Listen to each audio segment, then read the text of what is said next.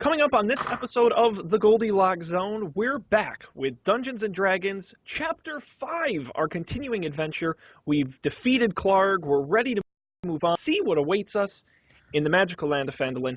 Join us on the Goldilocks Zone. We're going to start an adventure for you right now. This is the Goldilocks Zone, episode number 33, recorded December 2nd, 2015. The Lost Mines of Phandelver, Chapter 5. Hello, everybody, and welcome to this episode of the Goldilocks Zone, the podcast that actually takes you into a magical zone. I'm Sean Jennings, joined as always by Mr. Matt Mariani, and again, on our continuing Dungeons & Dragons adventure, Dan Miller and Colby Rabidou.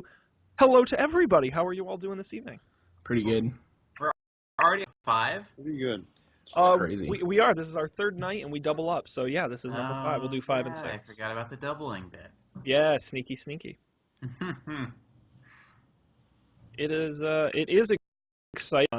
I'm excited to continue. What's been going on with you guys since we talked last? Anything to write home about? No. So much work stuff that all I want to do is be an elf in Matt's diabolical world. Yes, for sure. Low-hanging tree branches. Yes. Much danger awaits. Oh my goodness, and I can't wait to see what that is. Matt, you are our dungeon master. Why don't you set up for us where we last left off with our characters? Well, Sean, where we last left off, the adventuring crew, as it were, had just defeated Clarg the Bugbear and his trusted direwolf, Ripper. Oh, yeah. They were still in the I guess the main room of the Cragmaw Cavern. Yep. However, they had only just begun to explore the stashes of loot that are hidden therein. Mm-hmm. I guess not really hidden; they're kind of just lying out there for you guys to take. Killing Clarg and company netted you guys a considerable amount of XP, and it is now time to level up. Yeah. Now, did we add all the XP together? Because in total, just for completing the story milestone, you got 275 XP. Yeah, we did. I have noted here that I have 398. Yeah, that's what I Okay, got. good. Yeah, Yep. that's good. That's good. So, you passed 300, so you get to go to level 2. Before we do anything else, I will explain what that entails. So, pencils ready? Oh We will boy. start with Mr. Colby. All right. As a level 2 rogue, you have gained the ability Cunning Action. Cunning Action is a 1d6, and it allows you to take a bonus action on each turn in combat. Now, what that means is after you attack, you get a special bonus move, but you can only use it to do a dash, a disengage, or a hide. Okay. And so to do that, you said it's a D6? Yes, you roll 1d6. And what's the, is there a number I have to get for it to work? Yeah, I think so. Yeah, I think you have to get I think it's kind of like an attack. Okay. So I think its effectiveness is based on the number you get. Right. So I'll just read what it has in the book just to make sure. You have all right, for Cunning Action it says, your quick thinking and agility allow you to move and act quickly. You can take a bonus action on each of your turns in combat. This action can only be used to take the dash, disengage, or hide action. Okay. Cool.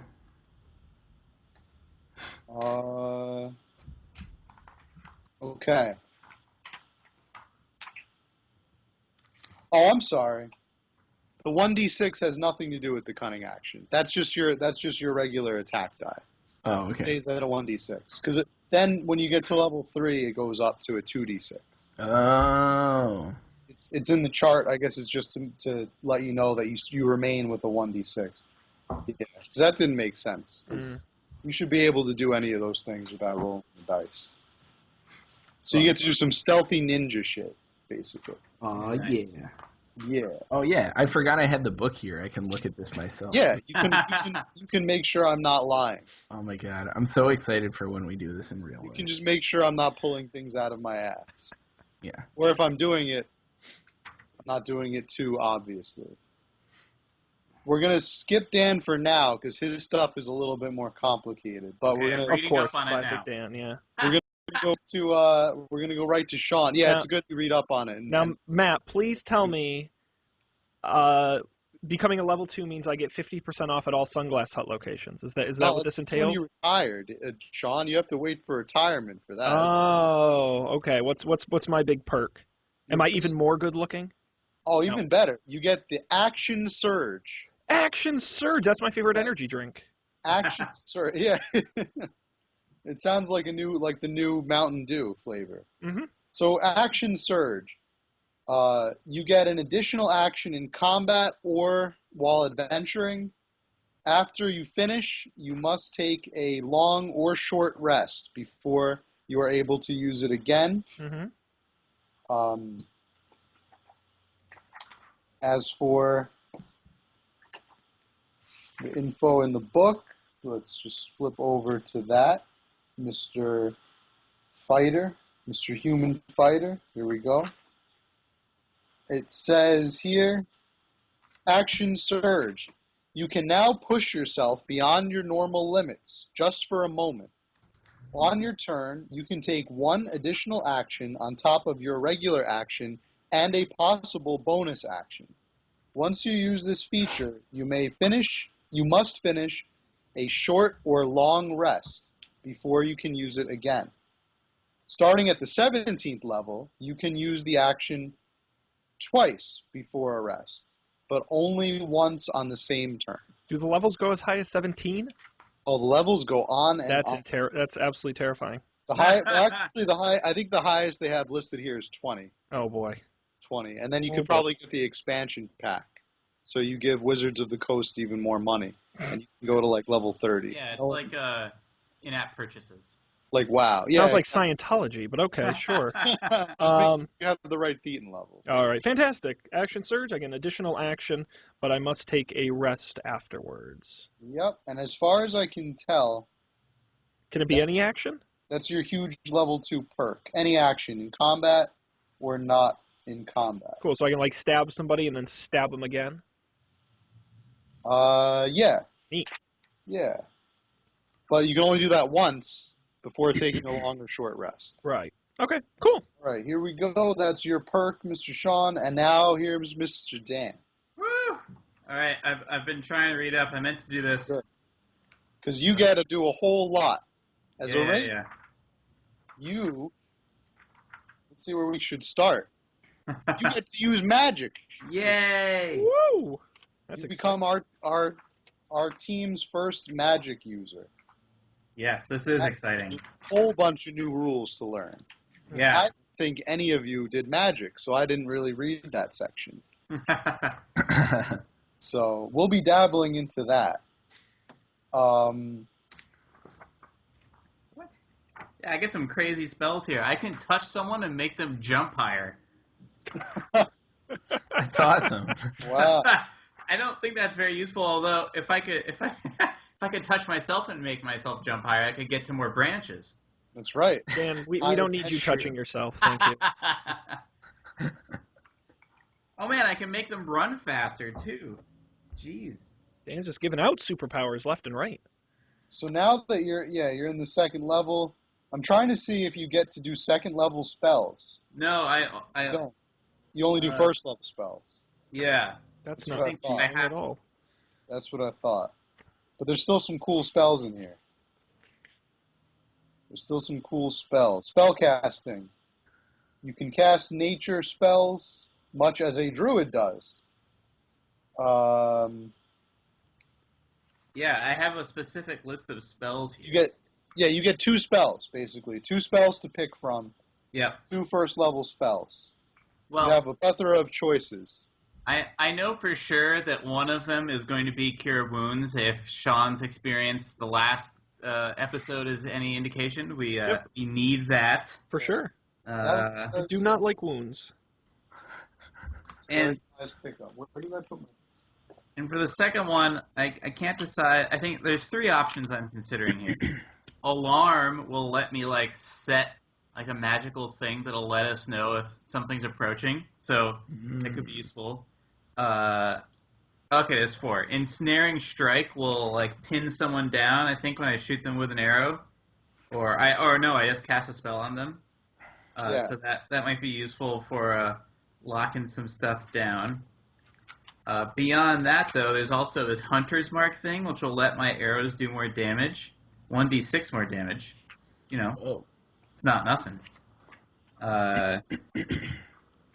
Yeah, okay, I hit them with the arrow, and they get stuck to the ground with Ensnaring Strike. Or, nope, those are the 3, I think. So, Alarm, Ensnaring Strike, or Hunter's Mark for option number 2. What do you all think?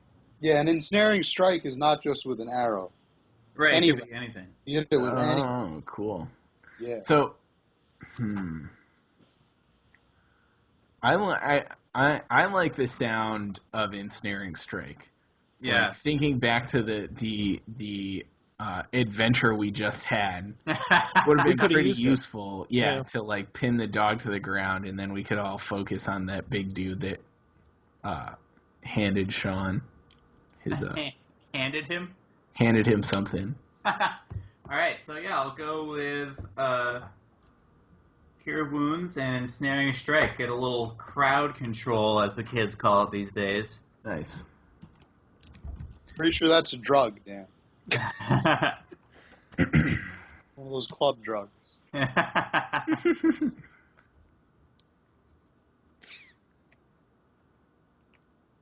Sweet. Okay, so Ensnaring Strike pins the enemy to the ground.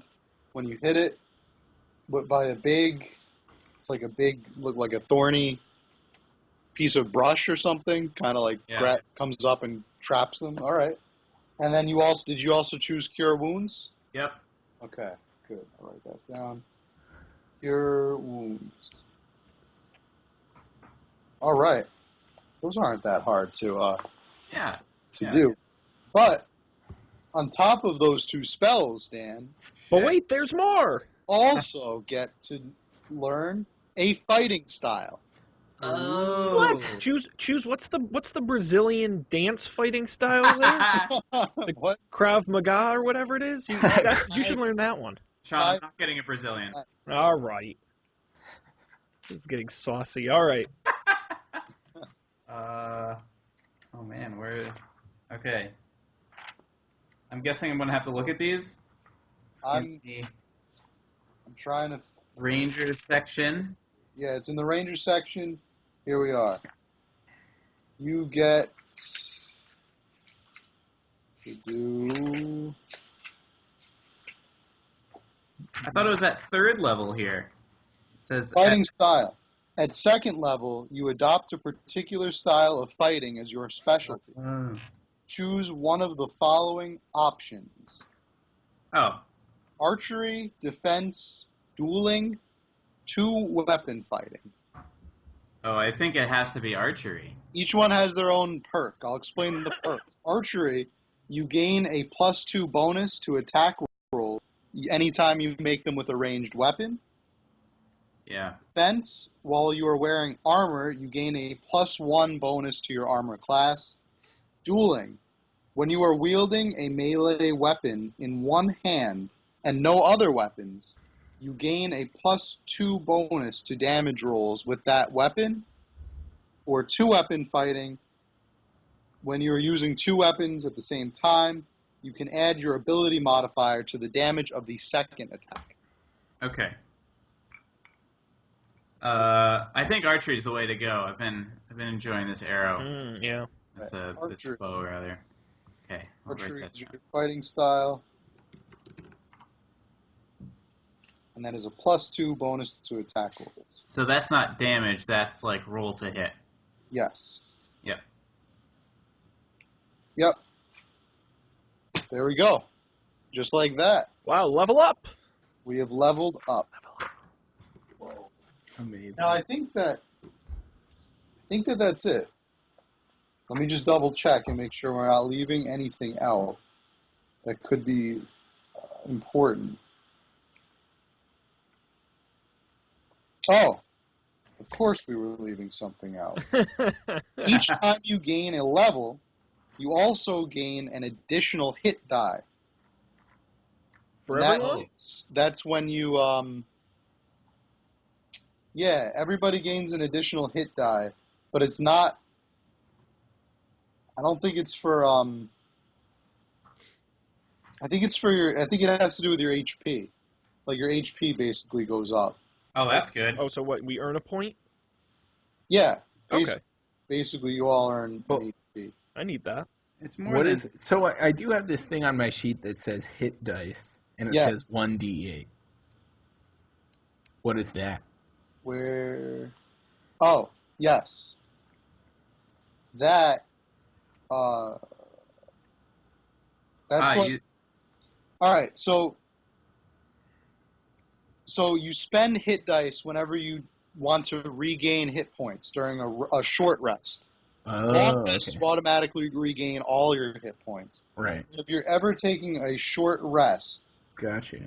I have to flip over to chapter 8 to learn more about short rests. It's basically like you roll to see how much hit points you recover. Mm-hmm. Short rest, and the more hit points you have, the more dice you get to roll. So, for example, when you're taking a short rest, you roll a 1d10, and the number you get, roll that, is the amount of hit points you regain on a short rest. But now, because you gain an additional one, you get to roll 2d10, and that's I got you. Once you recover, yeah. And we all get that. And everybody gets. Okay, but do our hit points change? Yeah. Yeah, they changed too. They go up. Let me see how much they increase. No, don't they go up to the maximum of your hit dice? Like your hit point maximum is now. That makes sense. Well, no, but that can't be though, because I had rolling a 1d10, but my hit points were 12. Well, yeah, and also I'm looking at your sheet, Dan, and it's a 1d10, and your hit point maximum is 12. Yeah.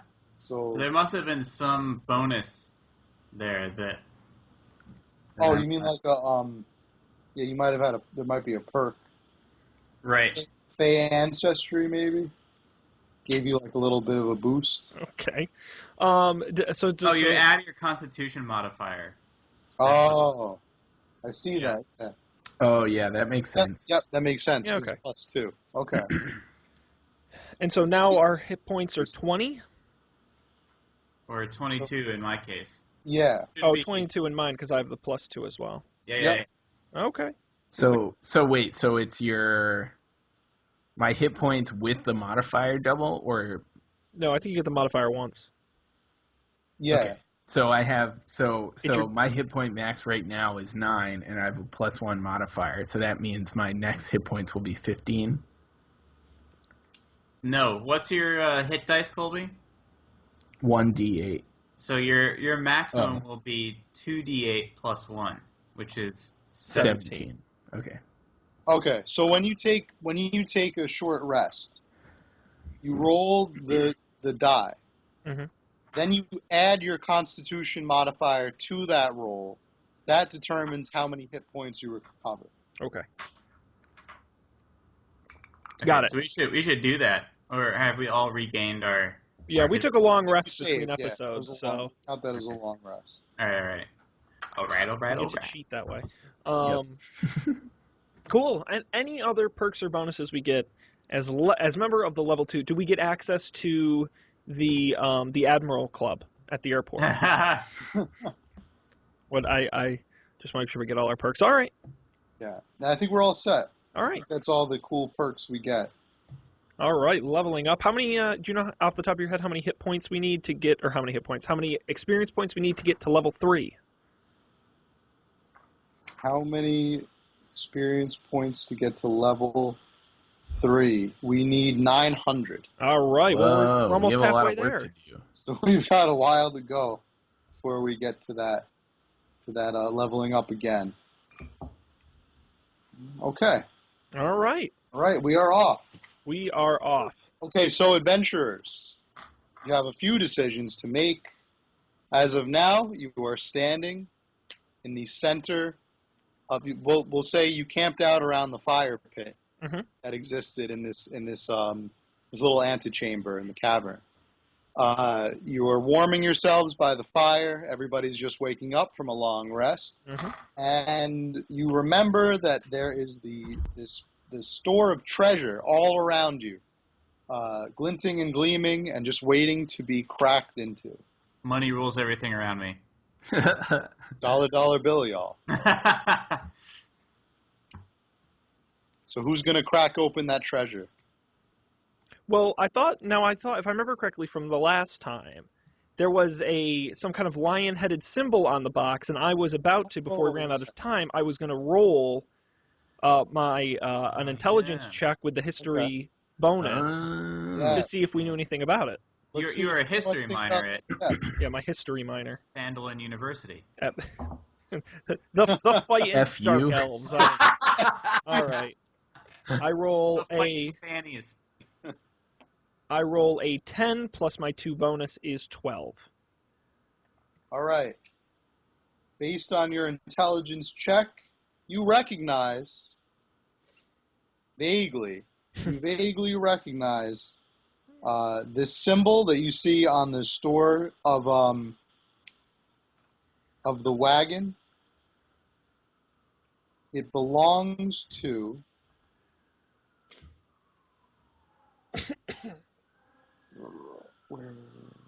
Oh man, The suspense. This is great. This is where the camera cuts to everyone's faces in shock, and then we go to commercial. That's right. That's right. Oh, all right. You notice that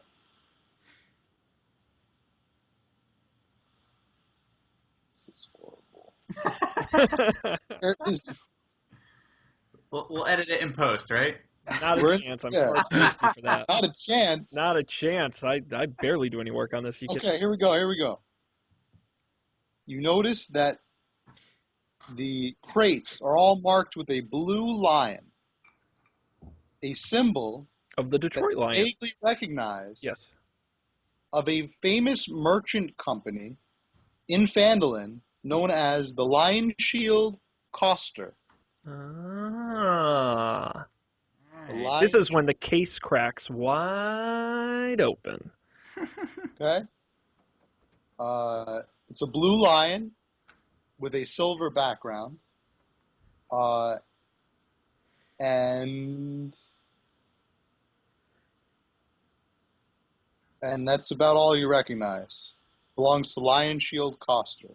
Cool. Very famous merchant company out of Phandelver. Suspicious.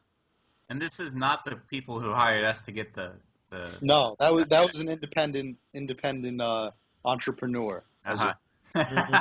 Rockster. All right. Which incidentally, he's still out there. You haven't located him yet. Right. That I thought that there was something else we came here for, but still out there.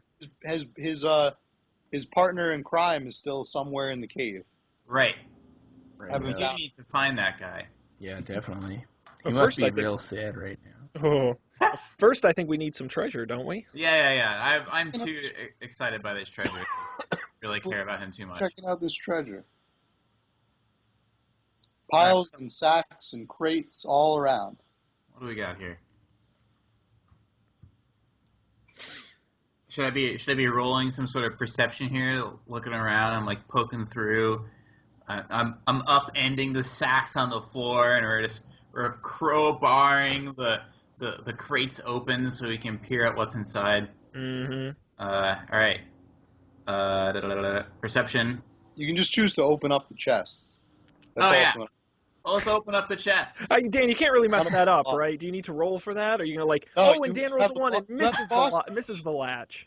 You have the boss's key, Sean. You killed the boss. You have his key. Yes. You can all the So stuff. I slowly approach the mysterious treasure chest. I take the key, covered in blood, insert it slowly into the lock, and with a deafening thud, I turn it. Click. It opens, revealing. Inside of Clark's chest, you find 600 copper pieces, 110 silver pieces, 2 healing potions. Ooh, could have used those. All right. Yeah. And a jade statuette of a frog with tiny golden orbs for eyes, worth about 40 gold pieces. That sounds terrifying. I have a serious question. Did we open the chest the last time? Because I already have written down 200 copper pieces and a frog statuette in my pouch. All right. Yeah, because we split it evenly. I doubt that was another treasure chest. These frogs identical treasure flying chests around everywhere. If so, they must be like mass produced or something. You gotta have redundant treasure chests. Sneaky. Yeah. All right. Yeah. I guess treasure chest solution that they've been peddling. Yeah. I guess we must have opened this chest last time. I should have just watched last episode so I knew more about where we were at. All right. What else is there? I think that's all the treasure. I think you guys have all the treasure. All right. And you know about Lion Shield Coster. Yep. And what are you gonna do now? So we need to go find Jordan Rockbottom or whatever his name is. Sounds like a shady character. And where are we in the cave now? Can we refresh our memories on that? Because we snuck up through the chimney or the garbage chute or the latrine or whatever it was, and trash compactor. Trash compactor. Basically, it was. So we've skipped a whole section of the cave. So should we go? I imagine it would be smarter to go out through Clark's little bedroom here, his antechamber, than to go back the way we came. Yeah, I agree. Sneaking up on whoever might be. Yeah. Yeah, so basically the only way you can go to leave this room is just due north of the fire pit. There's a set of natural stairs that lead up to another part of the cave. Okay. All right. All right, so you're going to go up that way? Yes. Yeah.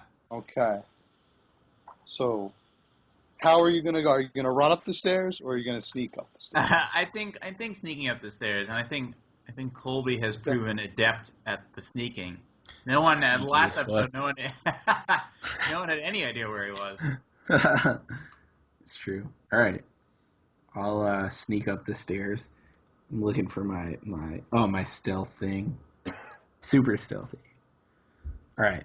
So what's up? So as you sneak up these stone stairs, you notice the sound of a waterfall echoing throughout the cavern.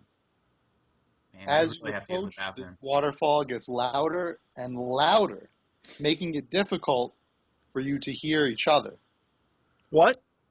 Well played. All right. I'm in your ear, Sean. I'm a little. You sure are. A low fieldstone wall serves as a dam, holding the water back, and the water is basically separated into 2 large pools, both of which are being fed by this waterfall.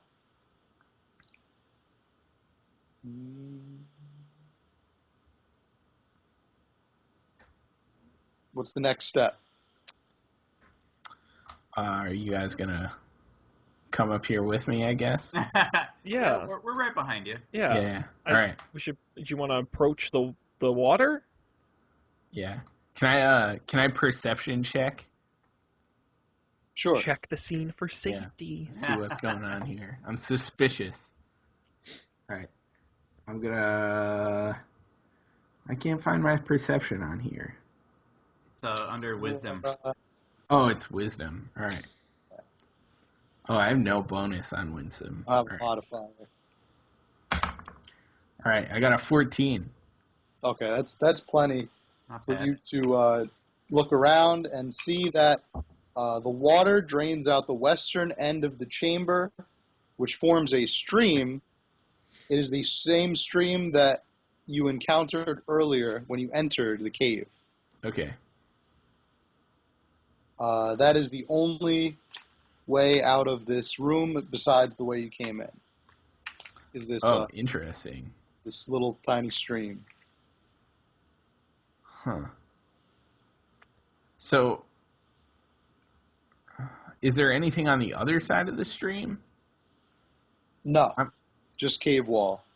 So we've, like, explored the whole cave now.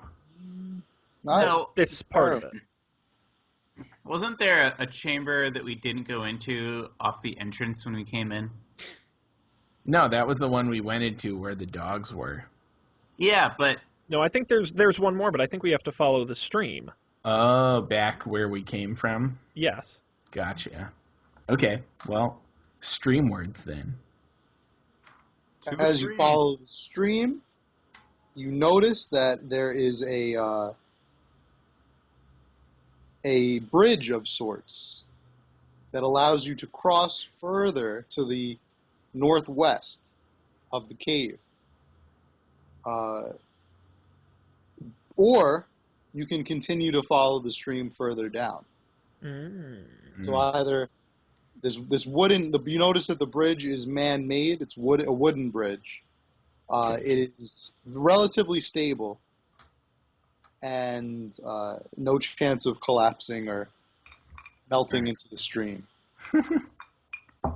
What do you guys think? Should we backtrack and explore that room, or press on? Yeah, I think going to the room, we should leave no stone unturned for our rock seeker friend. I agree. Bridgeward. Bridgeward. Yeah, let's check it out. Okay. Wait, we're going over the bridge, or we're not going over the bridge? Well, let's go over the bridge into the other room, or it's follow the stream towards the exit of the cave where we came in. I thought over the bridge was somewhere else that we hadn't been yet. Right. It is. That's the idea. But I thought we decided there was something else in the room we had already been to. That was my question. Oh no, I thought we completed that room, unless we didn't. Yeah. Yeah, no, I could just tell you there's nothing else interesting in the room. Oh, okay. All right. Some miscommunication, I suppose. Yeah. To the bridge. Yeah. If you hadn't taken Clark and his friends out, that room would have contained more goblins. But they ran in to help Clark when you started fighting him. Right. Okay. Oh, Well, then- Clark. Then let's cross that bridge. Yeah, let's get there. Cross that bridge. We're crossing that bridge now that we've come to it. Ha And You all die. No, ha! the bridge wasn't as stable as you thought. it collapsed and killed you all in lied. No, you cross the bridge, and the stream passage continues up beyond another set of uneven steps ahead, bending slightly eastward. As it goes, a waterfall sounds out from the large cavern you already explored.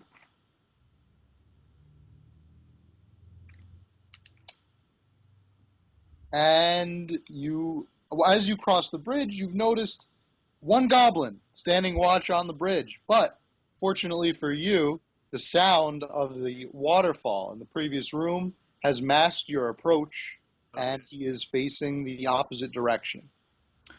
All right. You know what to do, Colby. Yep. Yell loudly at Dan. Dan, kill the goblin! No, I got to sneak attack that guy. Yeah. Do it. Yeah. All right. I'm rolling my d20 for my short bow.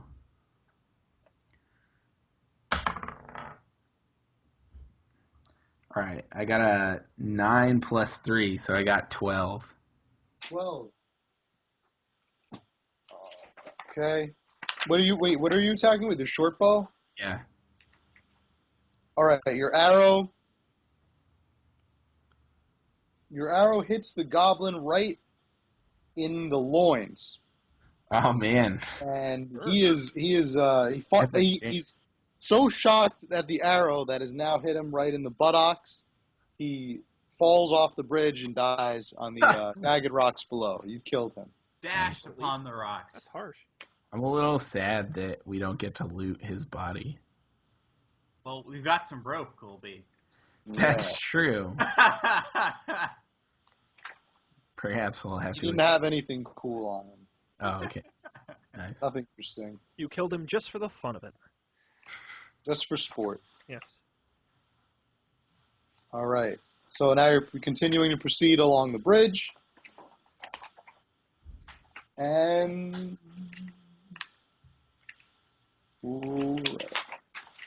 you now have entered. You see that the small, dark tunnel that you have been crossing through, the small, dark tunnel that you were crossing to gives way to a much larger section of the cave.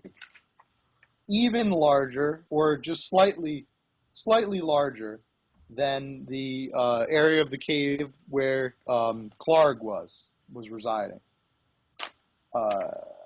This large cave is divided in half by a 10-foot-high escarpment. A steep natural staircase leads from the lower portion to the upper ledge. The air is hazy with the smoke of a cooking fire and the pungent smell of poorly cured hides and unwashed goblins. Uh-oh. Oh, that's not what you want. You notice immediately, as you are looking around, 6 goblins inhabiting this den. One goblin is about 2 times taller than all of his friends around him. The 5 ordinary goblins are tending a cooking fire in the northern part of the cave, which is opposite the way you entered, while the taller goblin is residing in the southern part of the cave, closer to where you entered. How do you proceed? The slightly taller goblin is not facing you. He seems to be preoccupied with something by the far wall to the south. Okay. Well. He's looking at something on the wall, basically adjacent to where you're coming from. So we could try sneak attacking that dude. Sure. Go ahead. We should investigate and see if it's possible that our rock seeker friend is here. Otherwise, it might not be a worthwhile risk. Maybe. Fair enough. Yeah. All right. My wisdom is only 10, so maybe something with a better. I'm gonna perception this thing up. Check the scene for safety. 15. All right, you notice, Dan, that the tall goblin is slightly more elevated. He's on like a little ledge, basically. And you notice that the thing that has preoccupied most of his attention is none other than Sildar Hallwinter, friend and co-entrepreneur of Gunman Rockseeker. There's our guy. Nice. Sildar Hallwinter appears to be badly beaten, and is tied hogtied style up against this wall. The goblin leader, whose name is Yimik, happens to be Clark's second in command. It is just now that Yimik notices the heroes, that they have entered the cave. Damn it, fuck. Immediately, he grabs Sildar Hallwinter by his long, flowing brown locks, pulls him up, and produces a dagger from his own pocket. Puts the dagger up to Sildar Hallwinter's throat. And he says, "Truce, or this human dies." This is the part where we save the game and try to shoot him right between the eyes over again. And then you can just load your save if it Yeah. doesn't work out the rest. That is a great idea. Don't think it works that way. Sadly. Oh man, what do you guys think? Should we hear him out? You know what I think we should do? What? I think we should conclude this episode and make people wait until next time to find out. What an insane cliffhanger for everyone to listen to. I realize half this episode was us figuring out rules and How to level up. our perks, but it's part of the story, and I guarantee the next episode will be chock full of adventure. I want to remind everybody, GoldilocksShow.com and SoundCloud, SoundCloud.com/GoldilocksShow, both places to get the episodes. The videos are up on YouTube as well, and of course, subscribe and follow at all the respective places. The links are at GoldilocksShow.com. We want your feedback. If you like the Dungeons & Dragons episode, you like the board game episode we did previous to this, or you didn't like them, let us know. GoldilocksShow@gmail.com and at GoldilocksShow on Twitter. Thanks again to Dan and Colby for being here, and of course, Matt, as always, for being here. Be sure to tune in for episode 34, where we continue our adventure and find out whether our good friend, I forgot, Quetzalcoatl or Chimichanga, whatever his name is, if he lives or dies. Join us next time. Thanks, everybody. We'll see you next time on the Goldilocks Zone.